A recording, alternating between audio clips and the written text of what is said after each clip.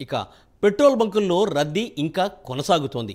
Petrol diesel కోసం బంకులకు జనం queue కట్టారు. పెట్రోల్ బంకుల దగ్గర వాహనదారులు గొడవలు పడుతున్నారు. అయితే ఆయిల్ ట్యాంకర్ల డ్రైవర్ల సమేతం పెట్రోల్ కొరత ఏర్పడింది. స్టాక్ లేకపోవడంతో చాలా చోట్ల పెట్రోల్ బంకులు మూసివేశారు.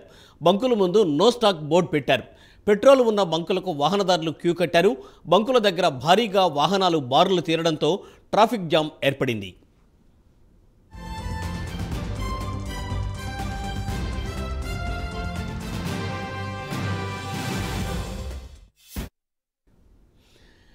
పెట్రోల్ కొరత ఏర్పడిందనే ఒక ఊహాగానాలతో జనాలు పెట్రోల్ బంకుల దగ్గర భారీగా క్యూ కట్టారు.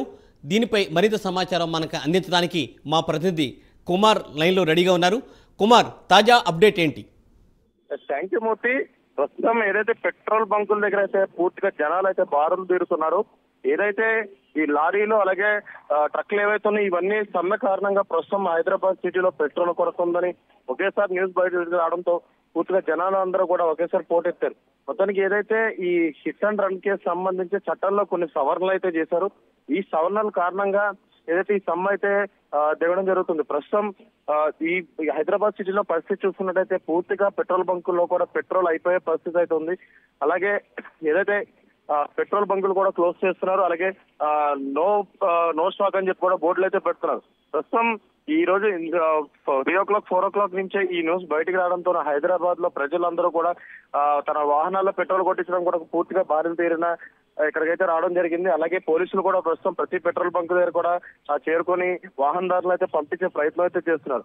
మొత్తానికి ఏదైతే నిన్నటి నుంచి కూడా ఈ సమ్మె నిర్వహిస్తున్న నేపథ్యంలోని హైదరాబాద్ సిటీలో పెట్రోల్ బంకులు కూడా ఏవైతే పెట్రోల్స్ రావాల్సి ఉన్న ట్యాంకర్లు కూడా ఈ సమ్మెలో ఉండడంతో ప్రస్తుతం ఏదైతే పెట్రోల్ అయితే బంకులకు చేరుకోపోవడంతోనే ఈ ప్రాబ్లం ఏర్పడిందని కూడా తెలుస్తుంది.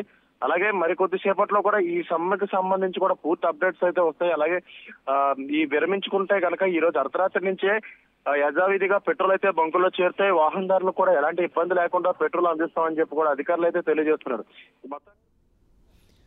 Thank you Kumar, thanks for updates.